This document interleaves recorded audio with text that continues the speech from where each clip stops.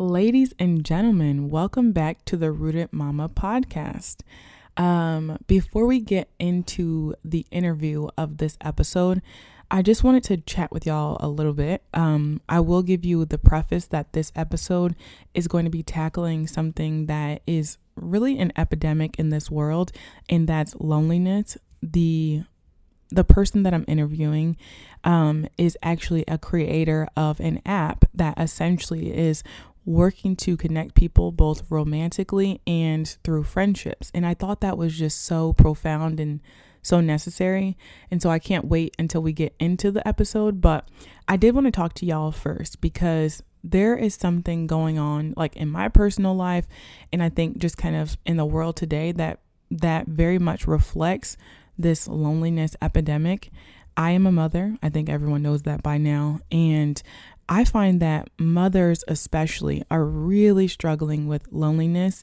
And these are mothers who are married, who are in relationships, who have family close by. There still is a level of loneliness that we've never seen before, that we've never experienced. And I'm the kind of woman who is an introvert, who definitely doesn't need to like go out all the time, doesn't need like a bunch of people around, just needs like a close circle.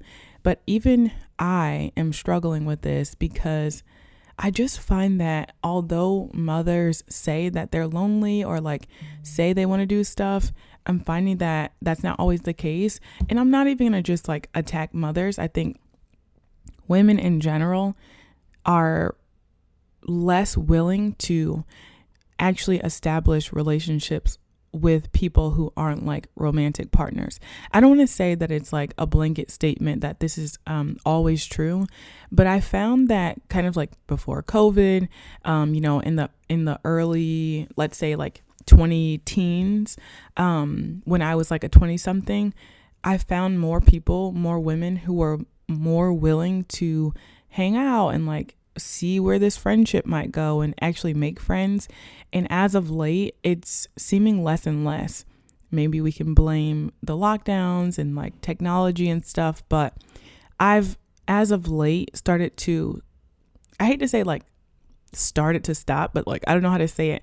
As of late, I've stopped reaching out to people to try to establish a relationship with them because it doesn't always feel reciprocated. And Rachel and I talked about that in the episode. This idea that women want to make friends, like they want to have friends, but then they all don't always know how to go about it the right way. That's definitely something that I'm experiencing, where I'm the kind of person who's like, I see a problem and I want to fix it. I feel loneliness and I want to do something about it.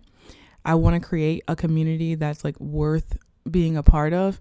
But women can be very resistant to it. And I don't know why. We do talk about it a little bit.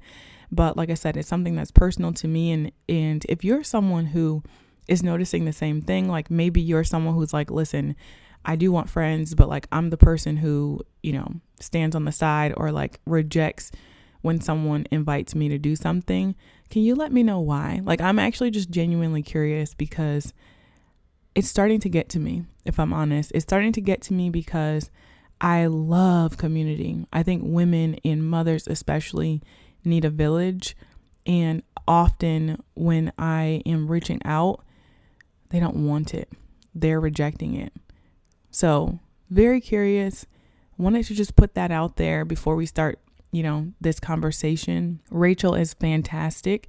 She answers so many questions relating to the loneliness epidemic and how loneliness can have major impacts on your health. Like even for young people, it can be a killer. Like it can affect, I think she said she'll share some statistics, but like it can be equivalent to smoking 15 cigarettes a day. That is how profound loneliness can impact your health. And it's not good. It's not good for us to go on like this. We chat about so much, young people and why this is happening. And she even gives tips on how we can overcome. So if we're an introverted woman who doesn't want to be lonely, but doesn't know how to go about it, she gives tips. on how to overcome some of those fears and step out on faith and start making some real authentic relationships. She also talks about her app and the ways in which it's combating this loneliness epidemic. And she shares some of the early success stories about how it's even helping people get to know themselves better, because half of the battle is like knowing yourself in order to find people who are good for you, like finding someone who is actually compatible to you as a friend or as a romantic partner. So super, super good conversation. Can't wait for y'all to hear it. But before we get into it, I did want to ask one thing, and that is, if you are enjoying this podcast, if you're finding any sort of benefit and you haven't rated us yet, can you please do so? Can you rate us? It's you're able to do it on Spotify. I'm not as familiar with Apple, but I think it's about the same. You can give us 5 stars if you love us. Give us a high star rating. That helps to get the show in the hands of more people who would benefit, who would enjoy it, and it would definitely help me out, because this is not really a topic or like a category that is pushed by algorithms. And so it's going to be a grassroots effort in order for this message to spread. I think it's a good one. I think it's worth spreading. So if you can do me that favor, I would greatly appreciate it. And without further ado, let's get into the episode. All right, Rachel, welcome to the podcast. Thank you so much for having me. How are you going today? Oh, well, it's so funny because before we got started, I'm saying, all right, I'm talking to someone who lives in the future, because you are in Sydney and I'm all the way over here in Tennessee in the US. So very strange. It is. It is. I've just had my morning coffee and I'm ready to go. And I'm just about to get the kids ready for bed. Okay, so you are the founder and CEO of Tribal. You're also a clinical psychologist. And so I'm so excited to have you on and ask so many questions. But I think a good first one is just to kind of tell us a little bit of who you are and kind of like how you got started and what you're doing. Sure. So, as you just said, I'm a clinical psychologist. So, I've spent most of my career working in youth mental health. So, the age range that I really love working with is the 18 to 25 age range. I think it's such a pivotal time in someone's life, the transition to adulthood. So many changes are going on.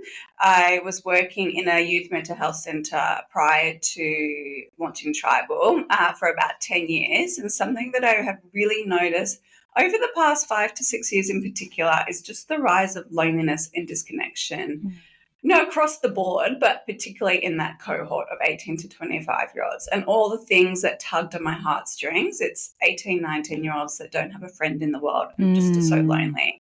And sometimes between their sessions, they wouldn't have spoken to anyone else. And it was just heartbreaking. It's like there's got to be a better way for young people to connect and meet like-minded people.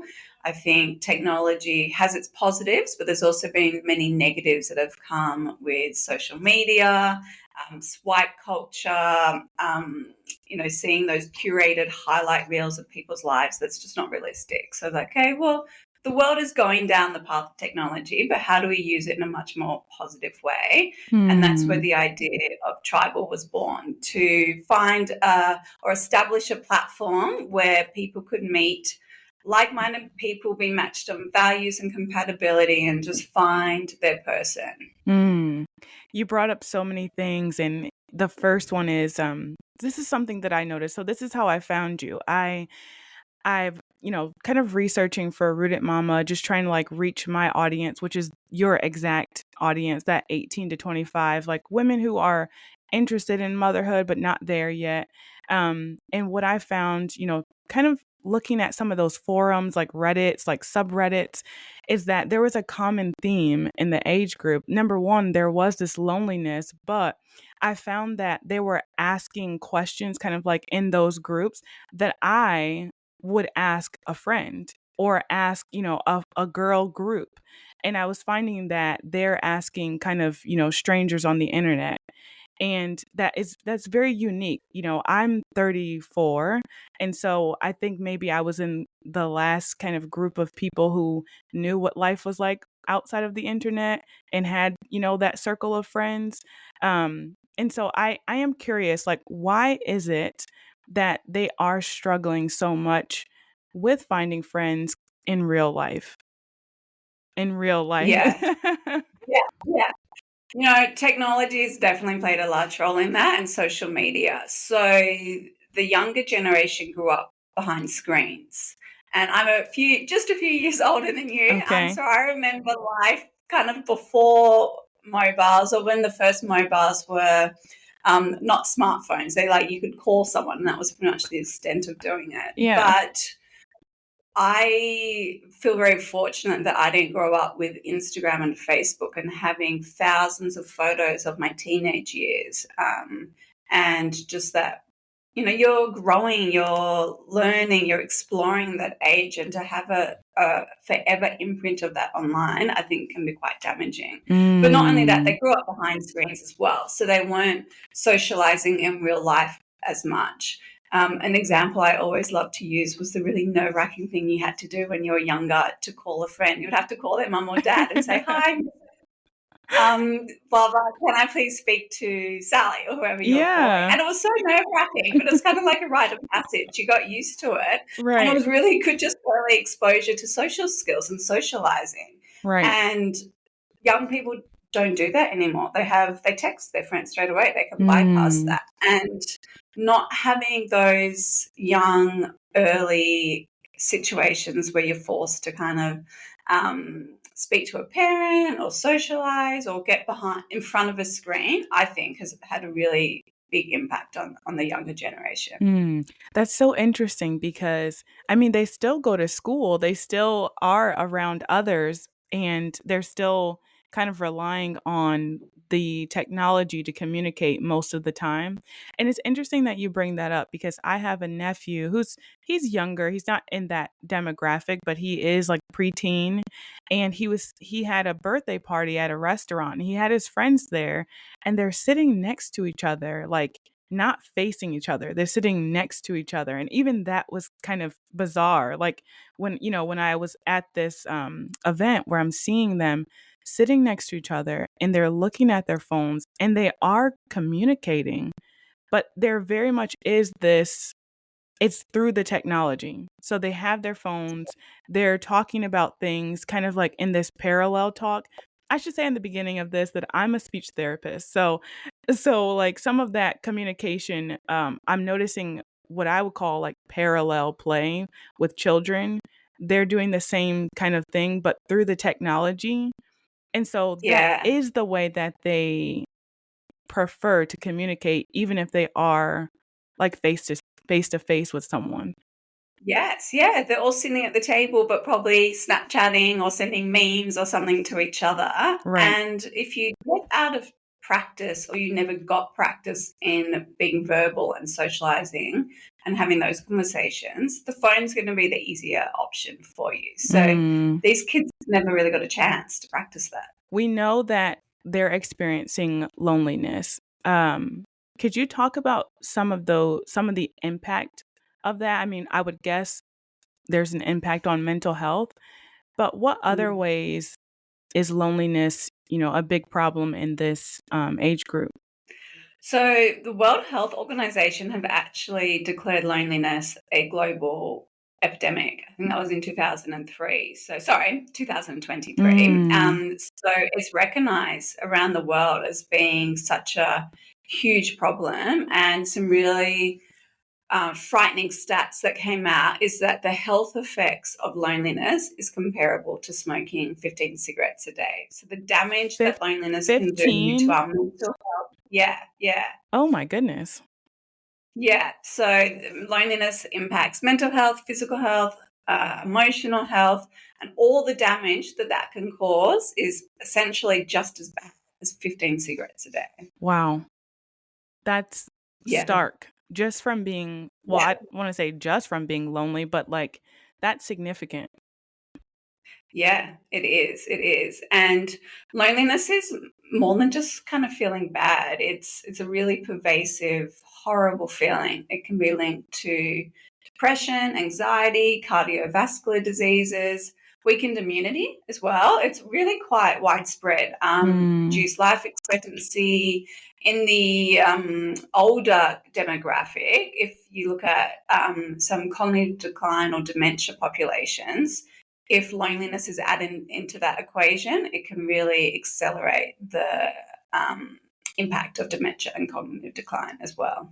you know what that reminds me of? I'm not sure if you have this saying in Australia, but in the older population, when a partner dies, they find that the other partner may die like shortly after that from a broken heart. Is that, Yes. yeah, Yeah. yeah. So that, Yeah. I always think of the movie The Notebook oh my God. when someone did that. It's such I think it just they did it so beautifully, but it explains literally dying from a broken heart. Yeah, yeah. So Wow. that yeah, that shows how much broken heart or loneliness or just feeling alone can literally accelerate someone to pass away Hmm. in that instance. So something that you, when I found your article, you were in the New York Post as an expert, and the title was Girlhood FOMO. So we know that we're feeling lonely, but there are women out there who want to have friends. They feel like they're missing out on something. But what I find is that they don't always know how to go about us finding those friends. And so why do you think that is? I mean, you kind of talked about it a little bit. So like there's the technology and stuff like that. But when there are women who want to have friends and they have the drive and the motivation, they're willing to like work past the technology barrier. Why do you think it is that they're still kind of sitting on the sidelines and having that FOMO?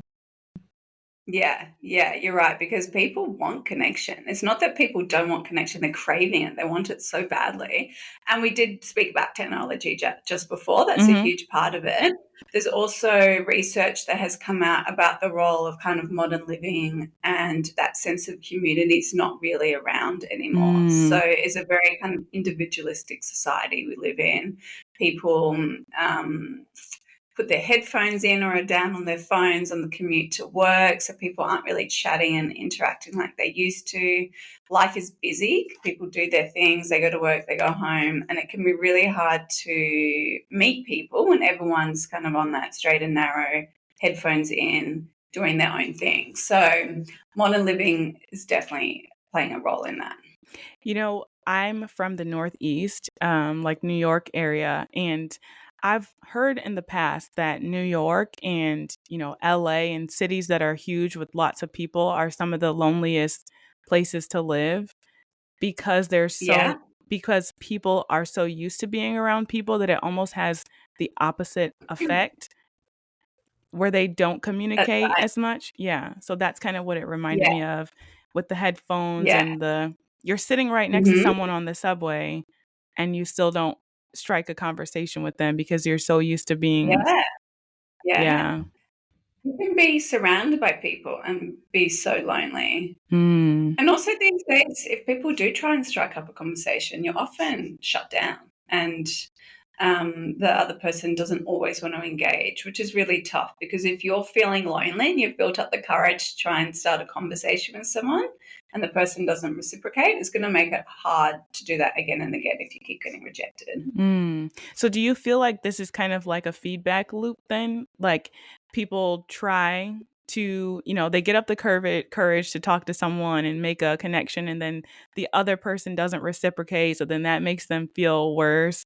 Do you feel like that's, Yeah, it can be, definitely. Not always. I mean, hopefully you're lucky and you strike up a conversation with someone that also wants a connection. yeah. But unfortunately, if you don't, it can definitely be that feedback loop and kind of that negative cycle that you got a negative reinforcement from trying to have that conversation, and it's going to make it hard to try and do it again. Hmm.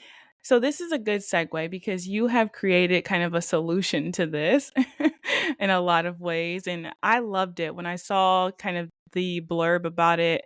Um, in that article. And then when I found the website, I was like, oh my goodness, I love this. Yeah, absolutely. So, Tribal is a psychology led platform for people to meet in a much more authentic, non superficial way. So, whether you're looking for a friend, a partner, or just someone that gets it, building your community, Tribal is an app. We're available. We're now in Australia. We're looking to launch overseas next year sometime, but right now we're unfortunately just in Australia. But essentially, download the app and you fill in a questionnaire. So if you're looking for a friend, there's 33 questions. If you're looking for a partner, there's 44, and it's all around values and compatibility. So Mm. the kind of algorithm behind the scenes of how people are connected is through that, through aligned values and compatibility. The research behind that is you can have really different personalities, but if you've got those core things aligned, that's the key to any lasting friendship or relationship. And I was just really passionate about creating a platform online for people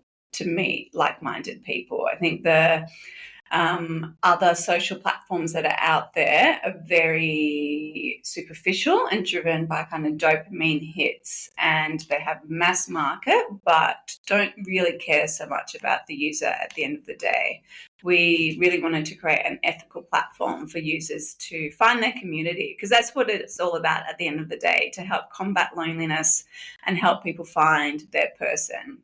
It's actually really exciting. We've just launched in Australia, the standalone friendship platform as well. So Mm. previously it was two platforms in the one app, but since launching a few months ago, we've really seen that need for a standalone friendship community app as well. So just last week, we now have two separate apps. So Wow. Tribal, if you're looking for a partner, and Connect by Tribal, if you're looking for friendship and community. That was actually going to be one of my questions. Like, how do you delineate between going up there for friendship and going on there for, a romantic partner?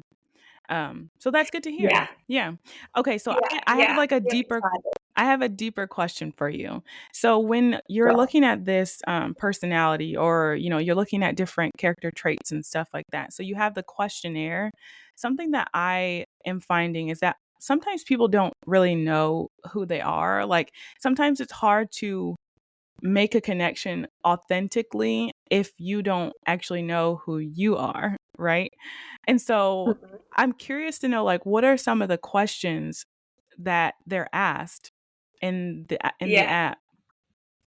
that's such a great question and such a good point. I've actually had feedback from a few users that they've learnt about themselves when doing the questionnaire, which I love. That just, makes me so happy to hear that. There was one lady in particular that I spoke to that she found it so insightful, because it really caused her to kind of take stock and reflect and think about what's important, not only for herself, but what she was looking for in a friend. Actually, she was completing the friendship questionnaire. Hmm. And I thought that was such a beautiful way that she described it, that it really helped her realize what she valued and what was important to her. So to answer your question, the questionnaires can help you figure that out along the way. So it's a choice of three answers. So when you read the three options for the question, you'll kind of figure out which one resonates with you closest, sorry. Mm. And then that will be the answer that you select. So we ask questions across family, career, morals, religion, physical health. We kind of cover a few different categories. And then at the end of that, we get a complete picture of someone. Wow, I love that. So I was talking to a guest just yesterday, and she was talking about how she had like a pretty difficult she had like goals in life, and then it all kind of fell apart. And so she was having to kind of rebuild her life, and she didn't really know where to start, but she started to journal and she started to ask really deep questions about herself. I think it was guided, it was some sort of guide that she found online, but there were so many things that she thought she didn't like or didn't want to do until she started answering those questions, and she's like, wait, no, I think I really like this, or oh, I forgot that I liked this. So I love that questionnaire kind of brings out things that you wouldn't necessarily think about, because I find that people, Yes, yeah. yeah, because I find that people maybe have a notion about themselves, and they Mhm. but it but like it might lead them into relationships or friendships that are not the best for them. So I like that. That's right. Yeah. So I like the Yeah. thoughtfulness behind that. Years ago, when I first decided I wanted to become the best version of myself, I went out and bought this beautifully designed guided mental health journal. I was so ready to change my life, y'all. But when I got home, I looked around my apartment and every table was covered in junk. Like, I'm not kidding. Like, every table was covered in junk. So I couldn't even write on this journal, even if I wanted to. I didn't even have a clear space to sit down and write. And that moment really hit me hard because before I could grow into the person I wanted to be, I needed some simple first steps just to get my life together. That's exactly why I created the Daily Survival Planner. It's a starting place. Practical, doable strategies to help you organize your daily life so the deeper healing has room, literally room, to actually happen. You can find it in the show notes, and podcast listeners get a special discount. We've got another feature. It's called our Tribal Hub, which has resources and well-being tips in it within the app as well. And every Monday morning, a question gets uploaded, which is kind of a reflection or a prompt for the week, which will also help with that. So we'll ask the user questions about what's important to them, what do they value, what's something that's resonated with them, and that will help people gain that insight into themselves and also what's important to them in a relationship. You talked about social media and the swipe culture and all that stuff. And Mm-hmm. there's plenty of apps out there that are for dating already, right? But Yes. why is dating still so hard? Right? Because we're bypassing, Mhm. we have this age of technology where the young people, they don't talk to each other in real life all the time, but they use the technology. So there's apps that are technology that are supposed to connect people. So why isn't it working? Why is it so Yeah. hard? It's the way the apps are designed. So there's been some research that has come out of a university here in Australia, a systematic review that showed dating app use is having a pretty significant impact on users' mental health and body image. And the body image one I found really interesting. So it is causing people to even judge themselves because you upload a photo and you're straight away picking apart your profile photo or being self critical. And it's now proven that it's impacting body image and Mm, also mental health in terms of depression and anxiety. So I think dating apps have a mass market. They've got a mass amount of people that are on these apps, but you're swiping on a photo. So the initial thing you do straight away before anything else is judge someone before you even get a chance to know them. And I think that's the main issue. And I think that's created such a negative flow on effect about how people view relationships and each other. mm, And swipe culture is another huge one. So you're constantly swiping, and it's caused people to think the next relationship is just a swipe away. So if people run into trouble or a hurdle or have a challenge in your relationship, which is very normal, relationships have ups and downs, instead of working through that, people almost like just swipe on to the next relationship. They viewed them as mm, quite transactional. So those two things are a huge issue. The swiping initial snap judgment on a photo and the swiping to the next relationship. And the algorithms of how these apps work is a little bit sneaky. So you might pay more and then suddenly you're put at the top of the pile. Or oh, yeah, there's a few other things around. You can see there's been some articles online about yeah. some of the issues with the algorithms that they have. So my personal opinion is they don't necessarily have users' best interest at heart. Mm.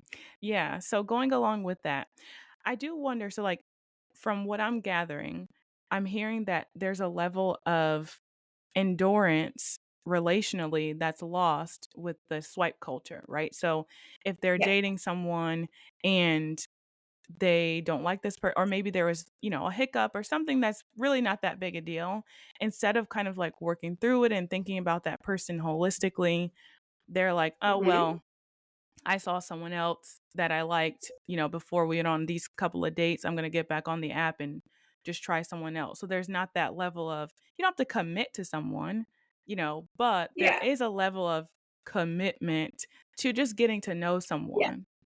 Yeah. Yes. Yes. And of course, we're not talking about if the issues are serious or if there's anything more concerning involved, because I think that's a different conversation. But if it's just an everyday hiccup, hurdle, things like that, people should be sitting down and trying to work through that instead of moving on. Hmm. Is there something, so I'm thinking about like just a little bit off topic from tribal, but kind of related. Is there Mhm. something in a person that makes them more resilient to those sorts of things, like maybe conflict, or, they had a breakup and they're like more resilient to that breakup? Is there something Yeah. psychologically going on? Can you talk about that? Yeah. Yeah. It's so fascinating when you talk about that topic because I like to think of it as we're all born and we've got our kind of personality and all our characteristics, but it's a bit of a spectrum. And your life experiences determine where you end up on that spectrum.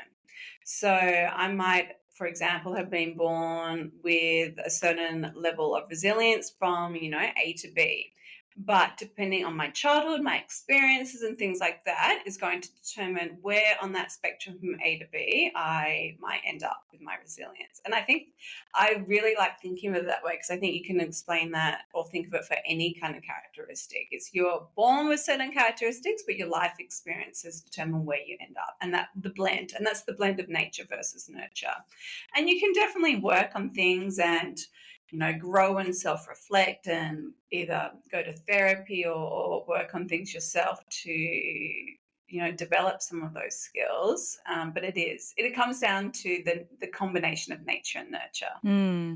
So as you were talking about, the willingness to just kind of swipe through a person, to the next person, I thought there is probably that level of, I don't want to say breeding, but like conditioning going on in the Yeah, younger generation to have less endurance, in terms of relationships, but also maybe in life, absolutely. in a lot of ways. Which brings me to motherhood. So, are you a mom? I didn't ask that in the beginning. Yes, I Okay. am. Okay. I've got Um a 3-year-old girl and a 6-year-old boy. Okay. Oh, we're okay. So we're close. I have a 2-year-old and a 5-year-old, almost six, almost six. Okay. So this is something that I really focus on with Rooted Mama, kind of that identity and being able to be resilient. But it's hard, especially in motherhood where you have so many things going on, so many things coming at you. And I was watching a video on Tribal on Instagram, and a woman brought up the sunk cost fallacy. Are you familiar with? Mhm. Okay. And so there's something that I notice in motherhood where we kind of are in a society, like you said, that's more individualistic. And so mothers are being expected to do so many things on their own and, without Yeah. the community. And what I find is that society is telling mothers, subconsciously, that motherhood is really hard and it's just really hard, right? There's nothing that you could do about it. And it really feels to me that women are being trained to kind of embrace the sunk cost fallacy of like, well, I became a mother and motherhood is really hard. And so I'm just going to like live this way. I don't know if that makes sense. Does that sound like something? Okay. Yeah. Yeah. And It's such a shame that that message is being mm-hmm. sent out these days And that, motherhood's hard. You just got to suck it up and get on with it because it doesn't right. have to be that way. Right. And so I wondered if you had any advice or like, any input on how to kind of move out of that conditioning or out of that mentality for mothers, because we don't necessarily have to just accept that, right? Yes, that's right. My advice would be to not listen to the negative talk and to not engage with that. Don't read those forums. Don't listen to the negative messages, and find your tribe. Essentially, find your community. Listen to this podcast, or find a mothers group and find your own community. I know that can be really challenging at times, depending on where you live and your situation. But to block out the negative, number one is try your best to block out the negative and find, even if you have one amazing connection, that is better than 10 average ones. So find that one person and build from there. But you don't need to do motherhood alone. And having just one connection and build up from there will make the world of difference. That's such a good point. Like, one good connection is way more important than, 10 other loose connections. And Yeah. that's definitely something that I personally hold on to, like just trying to have the tribe, the small group, the Yeah. small tribe. Is there something that you would recommend that mothers start with, like, in trying to find that community? Great question. I don't know if you have this in the States, but in Australia, when you go through the hospital system, when you give birth, you're connected to a mother's group in your area. So you're connected with up to 8 to 10 or so other mothers that have given birth within about the same month as you have.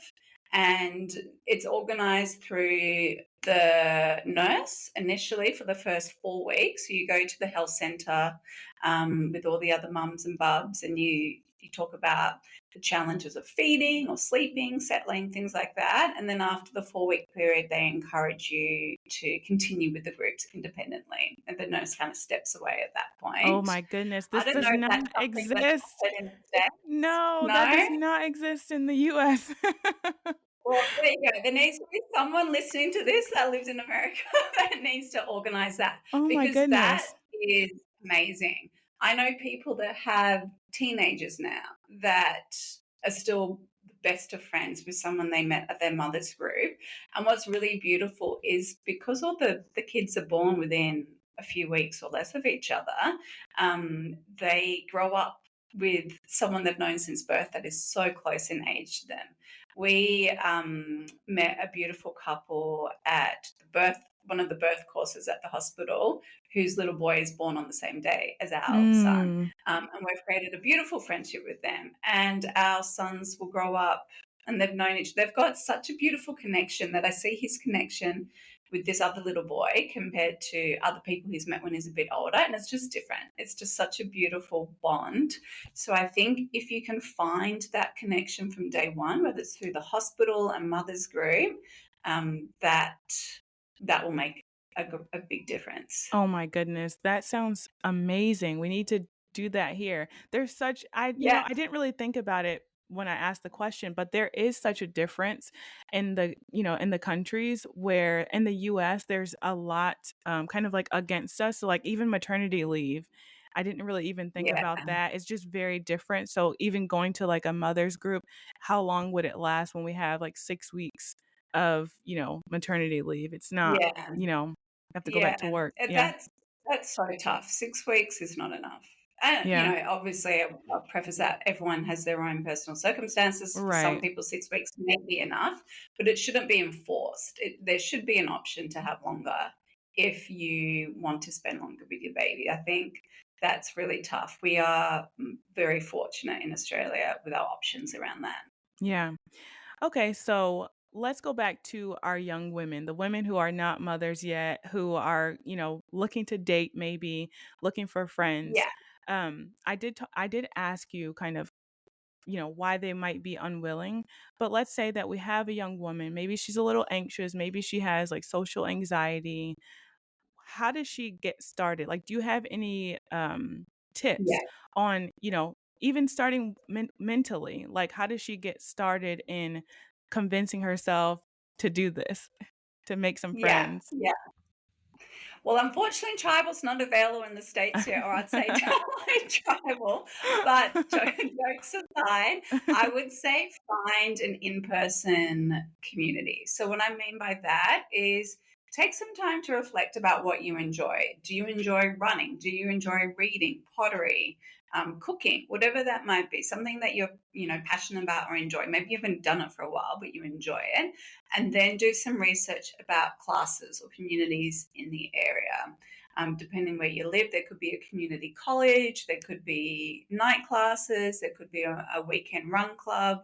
And as nerve wracking as it is, I would say, take that leap of faith and sign up for it, because I'm pretty confident in saying there'll be someone else there that will be in a similar situation to you. And that's how some of the best friendships or relationships are formed, over aligned interests and aligned values. You might find you could be quite similar to all the people going to the book club if you really love reading. And then you can bond over that and go to the class for a few times, and then if you can, ask someone to go for a coffee afterwards, and just take kind of those small gradual steps to building those connections. But I really, as much as I'm passionate about using technology in a positive way to bring people together, I'm also equally passionate about getting people offline as well and face-to-face interactions. And that's why finding those clubs or those communities or classes, I think, is really important for that in-person socialization, because at the end of the day, we're humans and we need in-person socialization. If we look back in the day, we're all in villages and tribes. We need to get back to that. Yeah. And that kind of prepares you for if this woman is not a mother yet, it does prepare you, because you can't be on technology and communicating with a small child. Like babies, you can't text babies. You can only hold babies. You can only, give them the eye contact and all that stuff. And so something that I know for young mothers is a challenge is that a child very much pulls you out of that world. They are only present. They only live in the presence. And so they need that direct interaction a lot of the time. So if a woman is kind of used to dissociating in that way, kind of swiping on the phone or not wanting to connect kind of directly, when she has that child, that might be a challenge for her, right? Because they Yeah, require so much attention, direct attention. absolutely. And even myself, I feel so guilty for it, but I found myself sometimes scrolling on Instagram or doing a doom scroll, and one of my kids will be calling me. And you just get caught in that cycle. But I really tried to make a commitment to put my phone away when I'm at home, because if it's close by, if it's within reach, it's very easy to pick it up. It Yeah. almost, automatically. Sometimes I pick up my phone and next thing I know, it's unlocked and I'm scrolling something. So if I make that commitment to put it in the kitchen or put it up in my bedroom, something like that, it's kind of like forces you in a good way Yes. to be much more present. Yeah. And this extends not only to your kids. I think even if you don't have children, that can be a good habit to get into, about putting your phone in another room, because that's going to help people stay present and be kind of mindful to the present moment. So whether you're cooking dinner or watching a show, put your phone away and just have time away from technology. Yeah. And I thought about at weddings, they're starting to do that. They're starting to have people put their phones in boxes and all this other stuff. I'm like, how about we do that for every social event? Let's try that for birthdays. Let's try Yeah, this for yeah, other events where it's yeah, not just about, making sure that pictures aren't taken and all this stuff. Let's do that for yeah, just socialization in general. yeah. There's a few restaurants in Sydney now that have boxes at the front where you put your phone in, Oh, and then you go sit at the table and no one there has their phone, which I love. I think it's such yeah. a great idea. That's great. All right. Well, Rachel, this has been great. When is Tribal coming to the US? Can you give us an exact date? Unfortunately, I can't give an exact date just yet, but I'm working very hard. I'm hoping sometime mid to late next year. Realistically, it will be mid to late next year, but Okay. it's on my to-do list and we're working towards that date. I love it. Okay. And where can we find you on the internet? So you can follow us on Instagram or TikTok, because then you'll also get updates about when we're launching. So it's tribal_Australia for Instagram and TikTok.